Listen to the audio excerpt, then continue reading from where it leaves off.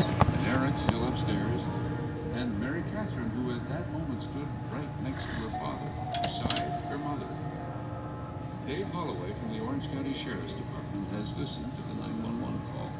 On the call, you could hear Mary Catherine. She was the one holding the phone on speakerphone so that the dispatcher could talk to Scott. God, that must have been bad for her. So you found her down at the bottom of the stairs? Yeah, partially on the stairs. Looks like her shoe come off or something. So you would put her on her back? Right, on her back, flat on her back. She coached the doctor through CPR. I want you to tilt her head back, look in her mouth to see if there's any food or vomit in the mouth. There's not any food, girl. Mary Catherine there, watching, listening, terrified. She's making sound. Is she moving or responding at all? Well, minimally. Minimal, but it was something. You know if you feel or hear any air going in and out, or you see the chest moving at all? Hold on a minute. Just continue the compressions until paramedics arrive and take over. She's making noises out of her mouth. Okay, but if she's not pushing you away, continue with the compressions. Okay, they're driving with lights and sirens, so you just continue with the compressions. Whoever else is there, get the front door opened up. Oh, yeah. You can't keep I'll be just this way. Minutes into the call, help arrived. His firemen should be pulling in. They're here now. When paramedics entered the Sills home, they could tell this was bad.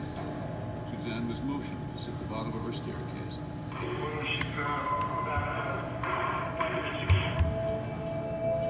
They tried everything to get Suzanne breathing again, but nothing. It was too late. Suzanne was dead. Would there have been any chance to revive her by the time they ever got there? What a sudden and strange way for her to die. A mysterious fall down the stairs in the middle of the night. Her doctor husband unable to save her. A terrible, tragic accident. Wasn't it?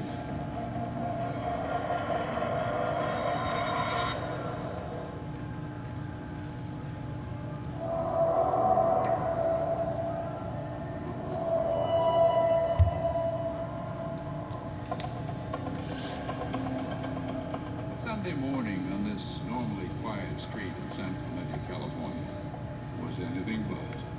There were 5 or 6 police officers, cars, parked in the street. Which doesn't you see in this neighborhood? You do not see that in this neighborhood.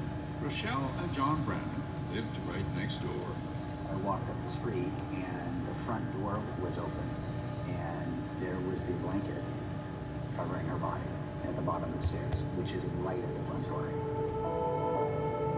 Suzanne Sills was just 45 years old, dead at the bottom of the very stairs she once imagined her daughter walking down at her wedding.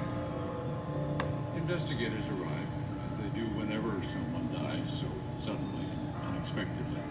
Suzanne was lying on her back with a blanket covering her body when I arrived. Eric Hatch and Dave Holloway from the Orange County Sheriff's Department knew this part would be difficult. It always is. But of course they had to question Suzanne's family, find out what they knew. Like, was there an intruder? Was there any sign of a break-in in the house? Were the doors locked or unlocked? No, there was no sign of any break-ins. The family told us that there was, locks on the doors, And they locked the door. burglar alarms. There was no. The family as a whole was very calm. Even the 12-year-olds. Yes, the 2 children were very calm, very smart, not emotional at the time, and I don't draw any conclusions necessarily from that, because everyone grieves differently, and a 12-year-old may not grasp what's going on. They did appear sad. Mary Catherine cried a little bit. Can you tell me what it's like to have to put somebody in a familiar room of their house and interview them about somebody who is very recently deceased and in fact is still alive on the stairs? It's difficult. It's a difficult position to put someone in. Very difficult, but also very enlightening. told investigators about something that happened just before Suzanne died, something that could explain how she ended up at the bottom of those stairs. It's the story you already know. 2 days before she died, Suzanne attended that military parade for Veterans Day.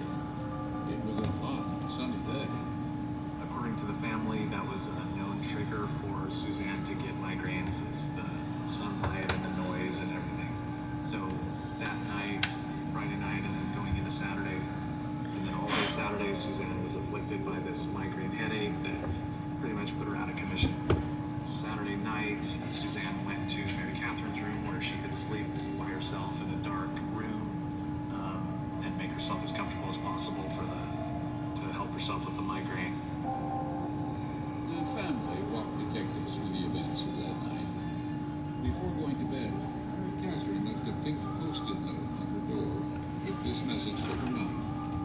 I know you are tired, but you need to know that I love you and your iPad is charging. Please sleep well and sleep in. The family told them all was quiet when they turned in for the night. Eric in his room, Mary Catherine in her parents' bedroom with her dad to give Suzanne a quiet space. But later on that night, Suzanne was on her computer or her iPad sending some emails with some clients in China, and Scott went in to check on her. Scott said Suzanne still wasn't feeling well, so he urged her to put the work away. She should get some rest, you have this migraine. Then Scott returned to bed. Then by dawn, he said, he wakened to find Suzanne dead. Investigators looked at the area where her body was found, and they discovered some items that seemed curious to them. Off to the side, there was a stainless steel kind of spaghetti pot that was near her body, along with her purse and an empty bottle of medication. Scott had told them Suzanne had taken medication for her migraine the night before. As for the pot, he explained that she sometimes kept it nearby in case she got sick. Investigators wondered if Suzanne, groggy from the medicine, tripped on the stairs and dropped the pot as she fell, but they'd have to wait for toxicology results. Suzanne's husband, meanwhile, had a difficult call to make. I got the call from Scott. It was late. By the time Dr. Scott Sills was able to phone Suzanne's mother, Teresa, across the country in Georgia, it was very late. He sounded very, very choked up. And he said, Suzanne is dead. And I said, no, she isn't. It came from nowhere. Dead from what? There's nothing wrong with her. And I said, Scott, I have to talk to you in the morning. I can't talk to you. And I slept on and off that night, waiting for a phone call to come back from him to say, well, she's not really dead. And by morning, I knew that, yes. And I called him immediately. First thing I did when I got up. I said, what happened? I was thinking maybe she had an aneurysm. What else could have taken her? Now, Teresa had to phone Suzanne's brother, Frank, for the awful news. I just remember being shocked, and it took a long time to process it. It was just kind of like not real. But I remember going out and going for a jog, even though it was at nighttime, just thinking about it. I cried, and I just couldn't believe that it was just over like that. Suzanne's other brother, Peter Arswaga, was living in Florida when he heard that his older sister, a former high school cheerleader, had fallen down the stairs and died. First, you don't believe it, so it takes a while to set it.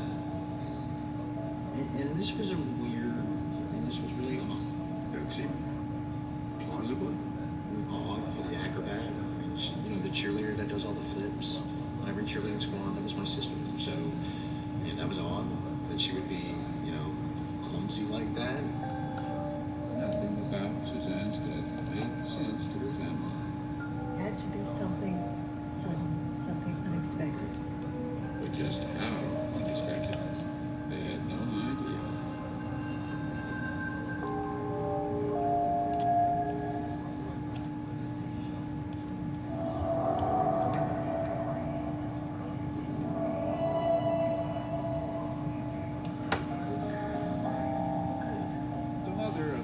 Mrs. Teresa Newbar wondered all manner of things as she traveled to California after her daughter was found dead at the bottom of her staircase. The only explanation that made any sense was maybe a brain aneurysm, something that caused her to lose consciousness and fall. When Teresa arrived in San Clemente, her son-in-law Scott met her at the front door. He gave me a big hug and he was crying and shaking. Teresa had plenty of questions for Scott. She wanted to know everything, every detail, like, was there anything unusual that happened that night? He said he heard noise in the house during the night. But he says with 2 kids that are 12 years old and 2 big dogs and 2 big cats. That's odd, no?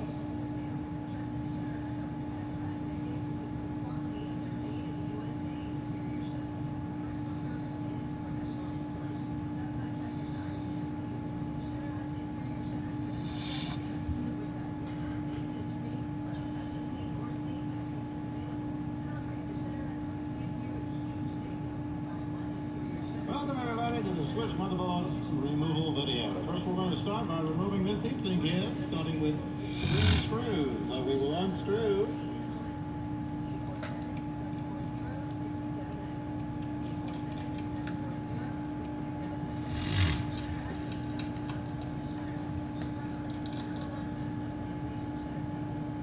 Now we will remove these sponge-type materials, which are probably used for anti-vibration purposes, most likely.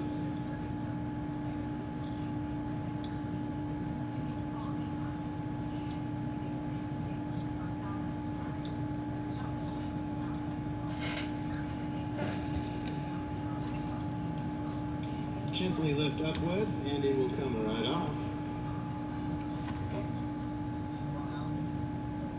Now we will remove the right speaker port here. Now we will unplug the left speaker. Right speaker port here. Now we will unplug the left speaker.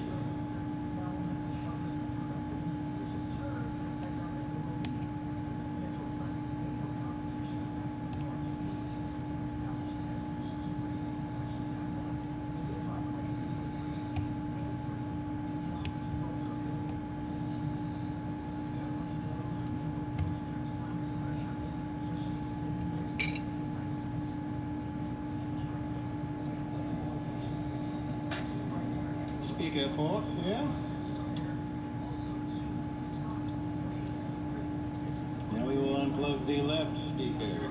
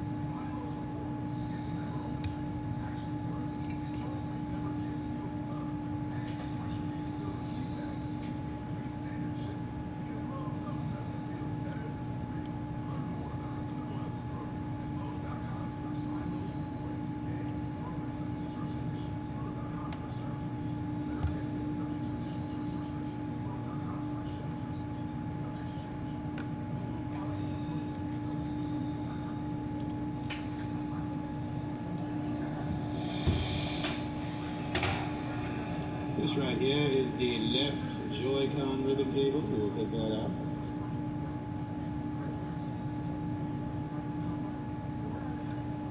And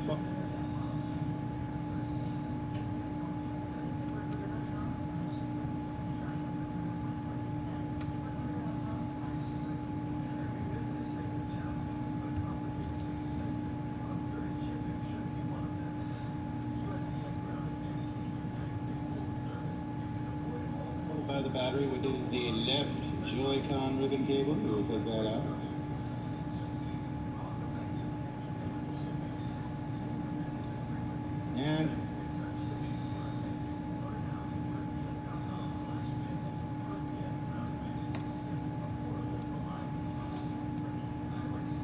by the battery, which lifts straight up.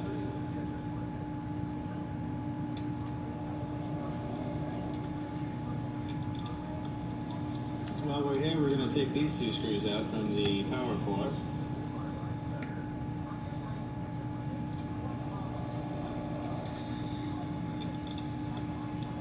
While we're here, we're going to take these two screws out from the power port.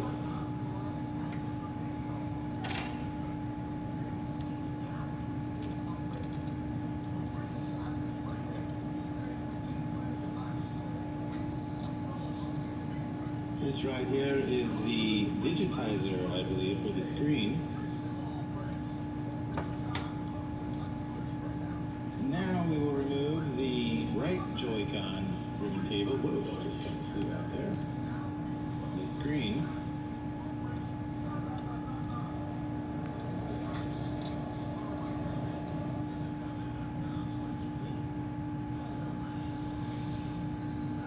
This right here is the digitizer, I believe, for the screen.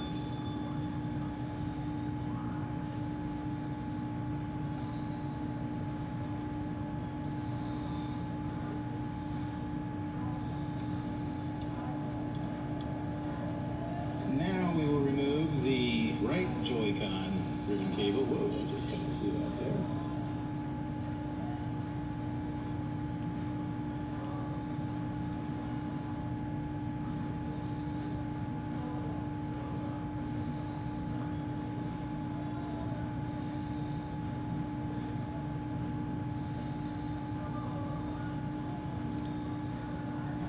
The screen. Now we will remove the right Joy-Con ribbon cable. Whoa, that just kind of flew out there. Now, I'm not sure what these are. These could be Wi-Fi plugs here, and they lift straight up. There's a black and a white one.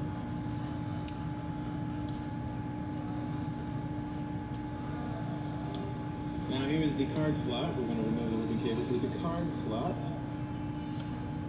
Unscrew the one screw holding it down. Now right here I've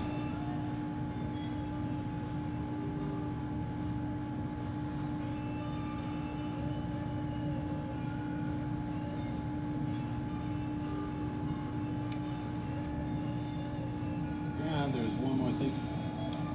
Now here's the card slot. We're going to remove the ribbon cable for the card.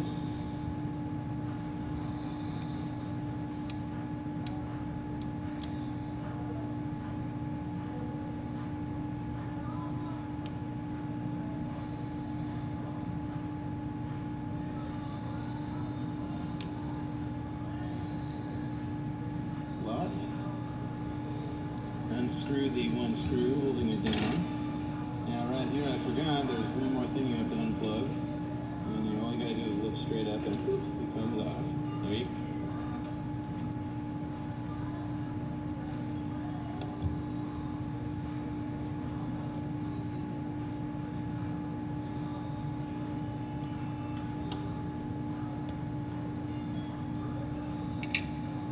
Card slot.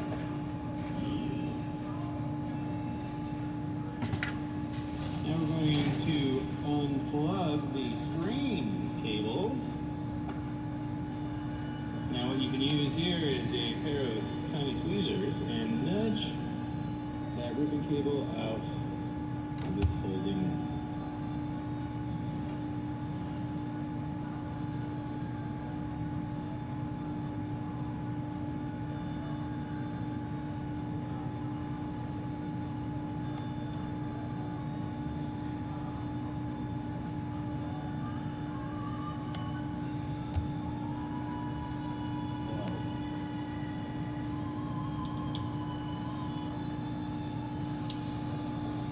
Now we will remove the power button switch ribbon cable. Comes right out. Now here's the fan ribbon cable. Now what I do after I remove these cables is I always press down the tab that locks the cables in place. I push them down so I don't accidentally flick them off, which I've done in the past. After I remove these cables, I always press down cable. Right out. Now here's the fan ribbon cable. Now what I do after I cables is I always press down the tab that locks the cables in place. I push them down so I don't accidentally flick them off, which I've done in the past.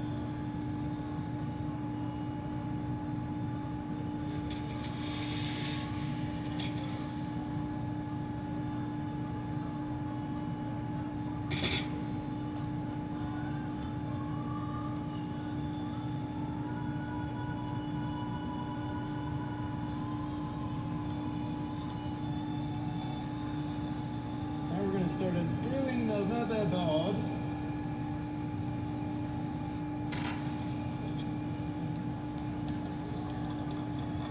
Here we are. Now you may think you can get the motherboard out. No, you have to remove the fan. So here we go, 3 screws for the fan.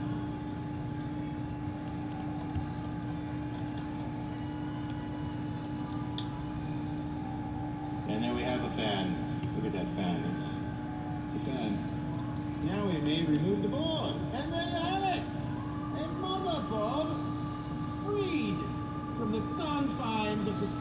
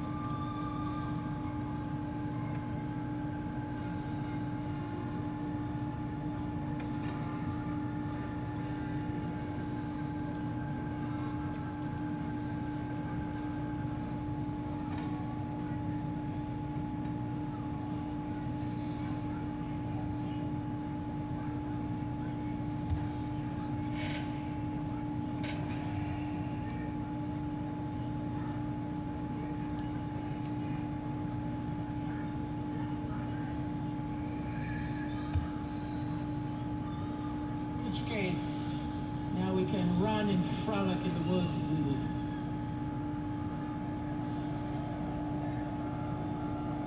Now we will remove the...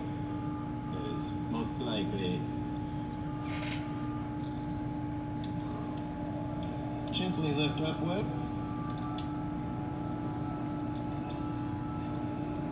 This right here. And while we're here, we're going to take these two screws out from the power port.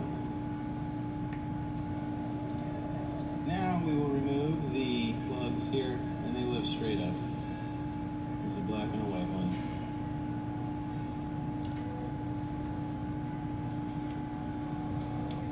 Now here's the card slot. We want to remove the ribbon cable for the card slot.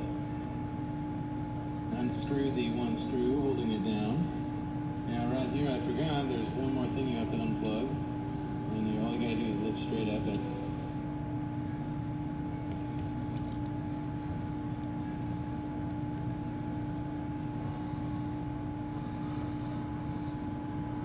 it comes out.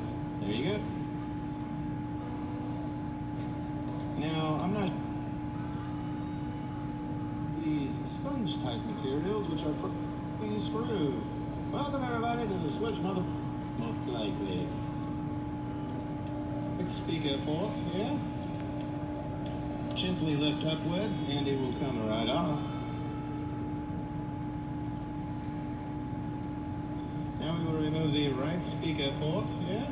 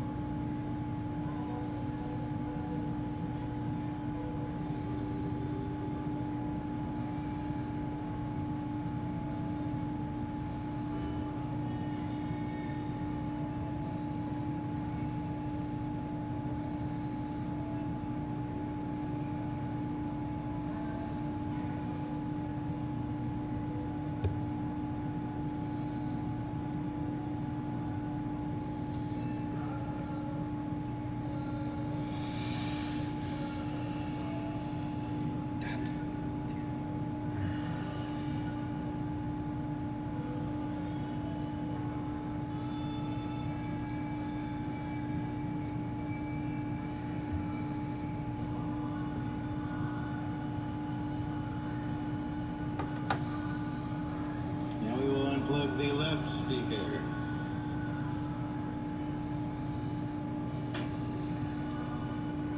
This right here is the left Joy-Con ribbon cable. We will take that out.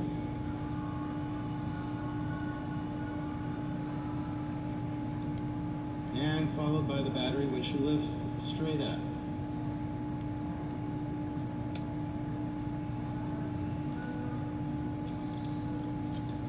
While we're here, we're going to take these two screws out from the... Now we will...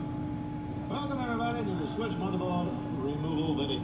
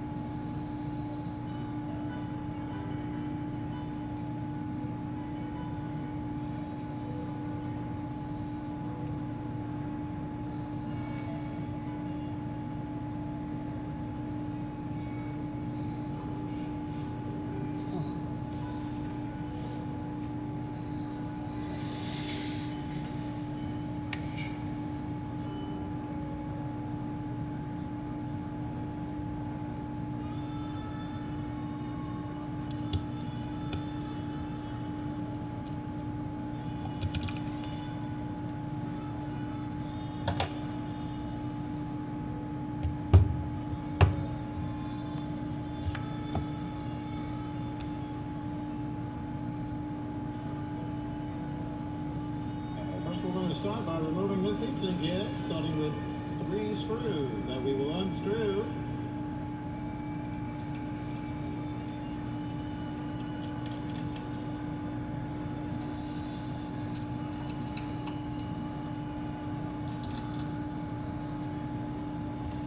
Now we will remove these sponge-type materials, which are probably used for anti-vibration purposes, most likely.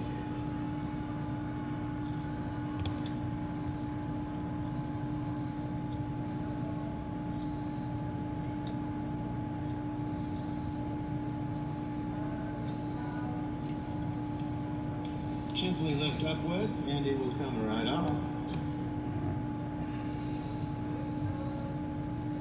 Now we will remove the right speaker port here. Now we will unplug the left speaker.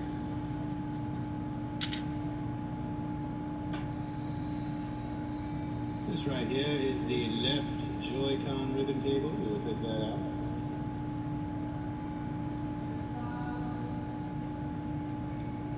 And followed by the battery, which lifts straight up. God damn it.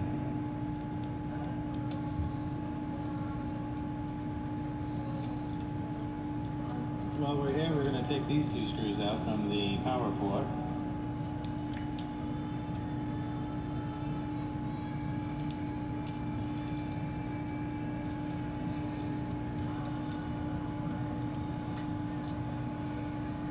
This right here is the digitizer, I believe, for the screen.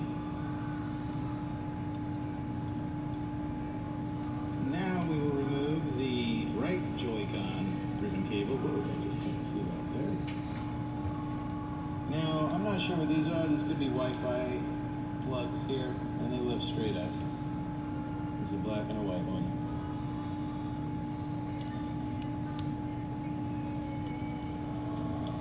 Now here's the card slot. We're going to remove the ribbon cable for the card slot. And unscrew the 1 screw holding it down. Now around here I forgot there's one more thing you have to unplug. And then all you got to do is lift straight up and it comes off. There you go, card slot.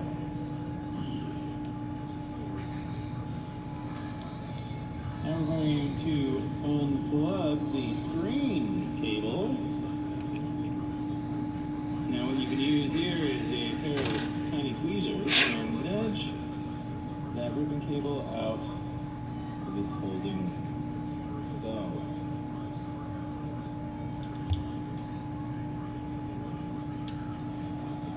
Now we will remove the power button switch ribbon cable. Comes right out. Now here's the fan ribbon cable. Now what I do after I remove these cables is I always press down the tab that locks the cables in place. I push them down so I don't accidentally flick them off, which I've done in the past. Now we're going to start unscrewing the motherboard. That's that.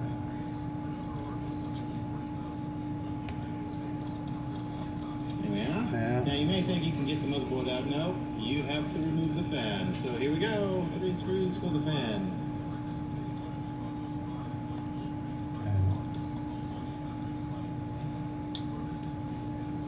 And there we have a fan. Look at that fan. It's a fan. Now we may remove the board. And there you have it! A motherboard freed from the confines of the switch case. By removing this heatsink here, starting with 3 screws that we will unscrew.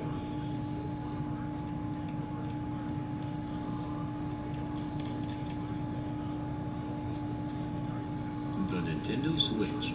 Mine's had a rough few days, and the violence isn't over just yet. It's time to take it apart and review the Switch from the inside. The Nintendo Switch. Mine's had a rough few days, and the violence isn't over just yet. It's time to take it apart and review the Switch from the inside. Remember, don't ever attempt this on your own device unless it's totally broken and you have no other options. I'll be linking all available repair parts in the video description, so let me know if you need something specific. Let's get started.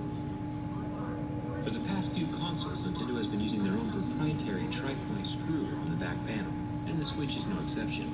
4 tri-point screws along the back side and 5 Phillips head screws along the side rail. and then the metal Joy-Con rail could detach from the console. But be careful with it and don't pull it off completely just yet. I'll show you why in just a second. The bottom has 2 screws, also Phillips head, and the 2 little circles next to the screws are guiding posts for the USB-C port inside of the dock. Super smart, because that'll put less stress on the charging port when it's docked, helping it last longer. Now, I accidentally snapped my other Joy-Con rail off the console in my last video, but normally this would have 5 screws holding it in place as well. Just pretend they're there. Lastly, 1 screw along the top next to the heat vent. The cooling system on this thing is actually pretty sweet. I'll show you more of that once we get inside. The kickstand is covering the last little screw, and once that's removed, the whole back panel can be pulled off the Nintendo Switch console. Interesting that this particular device has never been opened before, yet there are still fingerprints all over the place. Really not that important, but it is interesting to see a human had to assemble this at some point. The SD card tray that is hidden by the kickstand is here, and it's 100% modular, with 1 screw holding it in, and the same Lego-like connection that we've seen on pretty much every cell phone. There are 6 more normal Phillips head screws along the inside of this back metal panel. Then you can remove the metal plate from the console. Now, this metal plate is interesting on 2 levels. One, it's got a series of foam pads along the back to keep the separation from the circuits and to keep vibrations to a minimum. Phillips head screws along the inside of this back metal with 1 screw holding the place. Really not that important, but it is interesting to see a human had to assemble this at some point. The SD card tray that is hidden by the kickstand is here, and it's 100% modular, with 1 screw holding it.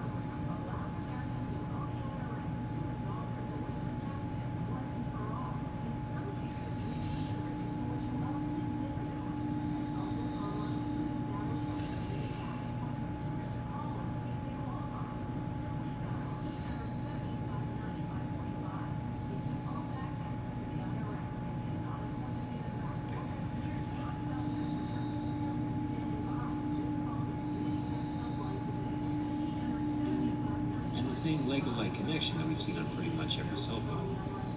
There are 6 more normal Phillips head screws along the inside of this back metal panel. Then you can remove the metal plate from the console. Now, this metal plate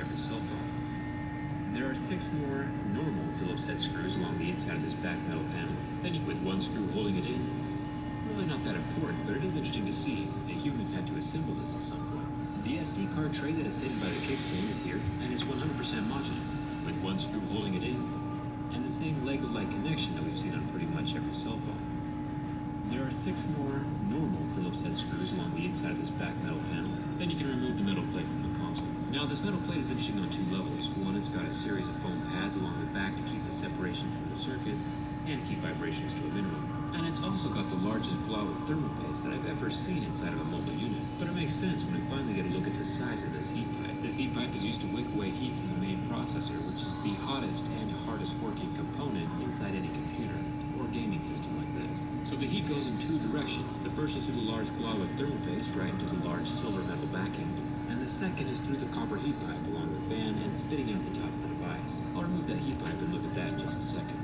I'll disconnect the battery first, which is smart practice anytime you work on anything electronic. Thermal paste right into the large processor, which is the hottest. Still got the largest last little screw in once that's removed. Really not that important, but it is interesting to see a human had to assemble this at some point. The SD card tray that is hidden by the kickstand is here, and it's 100% modular, with one screw holding it in, and the same Lego-like connection that we've seen on pretty much every cell phone.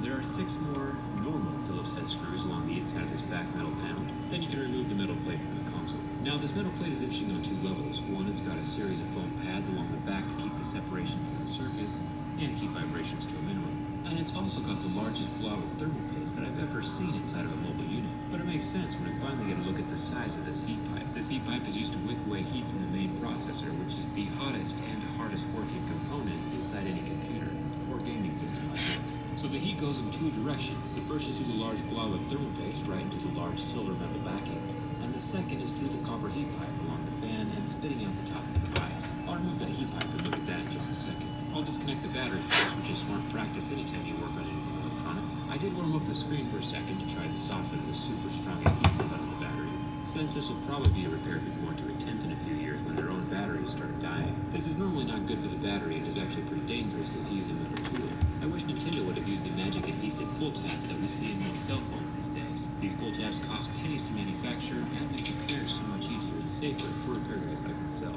Maybe next time, Nintendo. The battery is pretty large capacity at 4,300 milliamp hours. Remember how I said earlier to be gentle with these side rails? There's a small ribbon cable that goes to the main board, and this is what will be charging your Joy-Con controller. So if this breaks, so does the charger to your controller, and you know the controllers are kind of important. There are dual speakers at the bottom of the game system. These fire out through the holes below the front screen, and the USB-C port is here in the center, soldered onto the main board. Keeping your screw organized, there are 3 more here. I'm pulling out the game cartridge slot and the headphone jack. They are on the same circuit board. There's a large ribbon cable attached to the top. Each ribbon connector has a locking latch that lifts up to unlock, and then the ribbon cable can slide out. Then the board also has a Lego type connector under the heat pipe that unsnaps. This thing looks pretty sweet, and now you know if multiple games stop in red player console, this guy's probably the culprit and needs to be replaced. If all else fails, you might be able to digitally download your games to the console.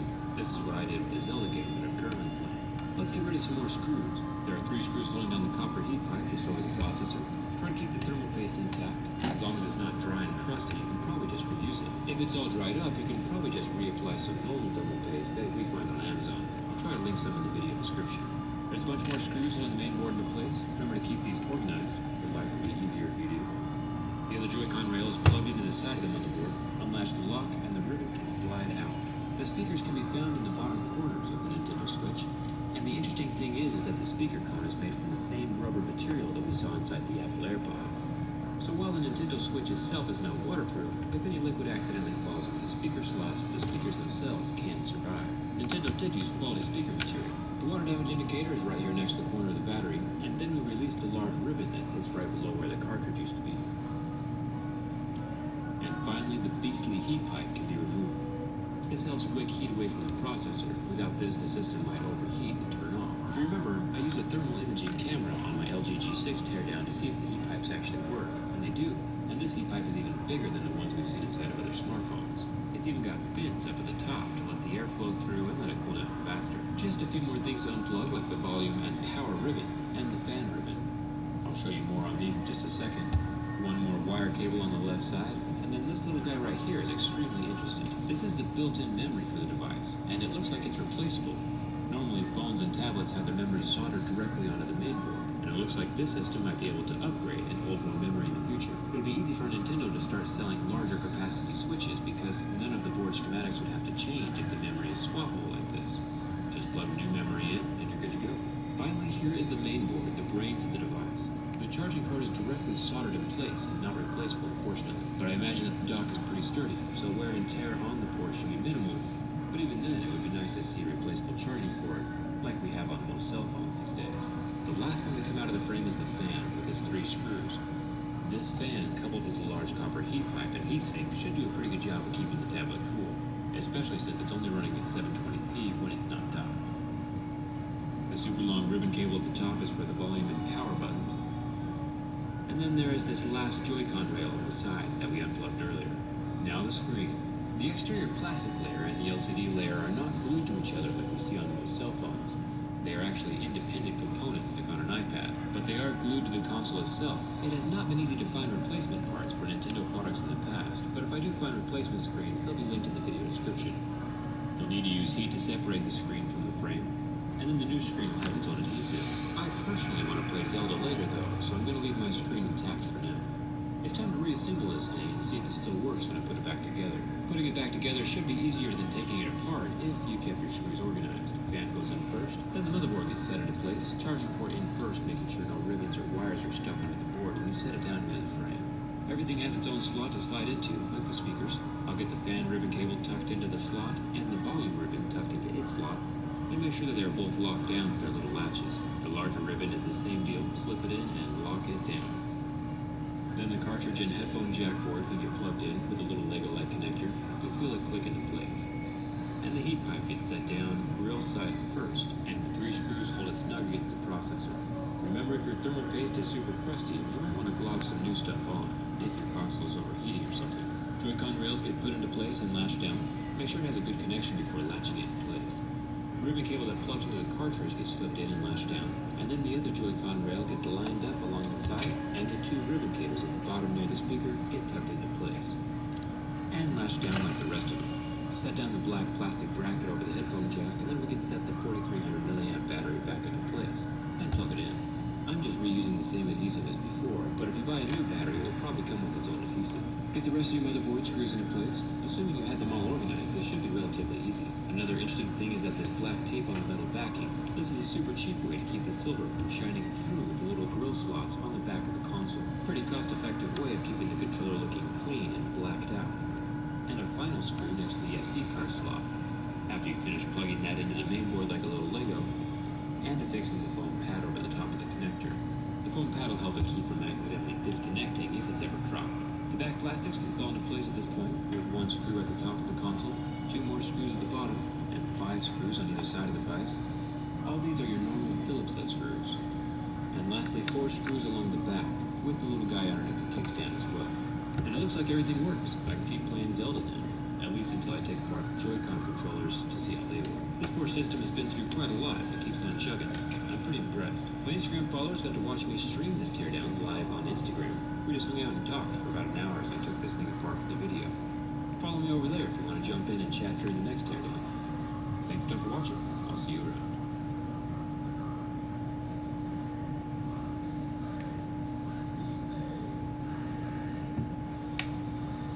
Hi there, my name's Vince from My Mate Vince, and in this video today we're back to Switch killing again. This time, I've picked a new victim, one that I haven't had before. A red one. Not that it's going to make any difference, but this is the Mario edition. I think it came with blue Joy-Cons.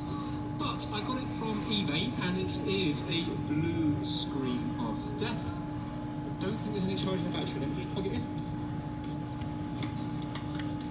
Actually, we'll see what it's drawing as well. There you go. Blue screen of death. Isn't that a lovely colour against the red? I know it's not supposed to be blue, but it does look good. Right, 15 volts at 0.18 amps. I'll learn to speak in a bit. Now, the reason I got this and another one, both from the same seller. They came, get this, just in a jiffy bag, no protection. They were bouncing against each other. I'm amazed they didn't get smashed in delivery. But and it was an oversized jiffy bag, so they were just loose on the inside. But anyway, they came undamaged, luckily. So I got 2. The reason I got 2 is because I watched a video by Decoder, and quite a few months ago now, and I really liked it. It was a blue screen of death. Now, numerous things can cause it, I believe. It can be the balls underneath the CPU. I think it can be the balls underneath the RAM. So if some of those signals are not getting through, it comes up with a blue screen. But what he did is, he put pressure on the CPU just to see if it was that. And bang, when he put this thumb on the CPU, the switch came to life. I really, really liked it. You know, sometimes when you watch a video and you just think, oh, that's good, because it kind of proves, so it's a ball that's not making contact under the CPU. So obviously it's going to be incredibly hard to reflow the CPU, but I'm going to give it a go. It should be a bit of fun. If it's the CPU that's faulty, I might be...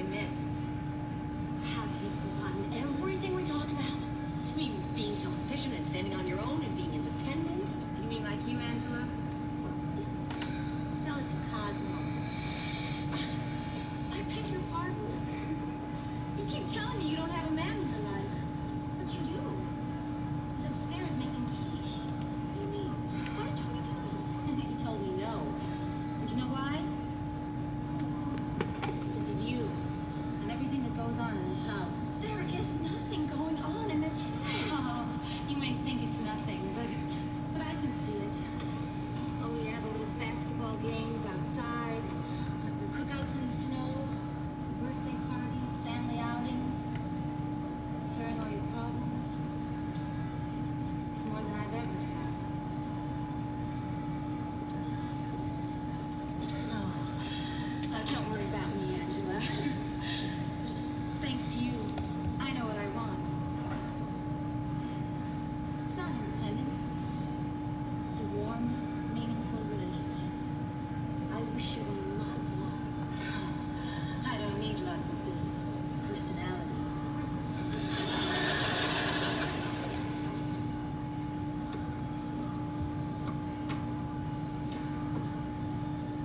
Are you still upset? No. What gives you that idea? Where's your soul sister? You mean Diane? No, Aretha Franklin. She's packing to go. So soon? Tony, I owe you an apology. For thinking I threw myself at Mrs. Wilmington. Well, that, and because I told Diane that I am completely independent. That's all. Well, the truth is that I've got help. Good help.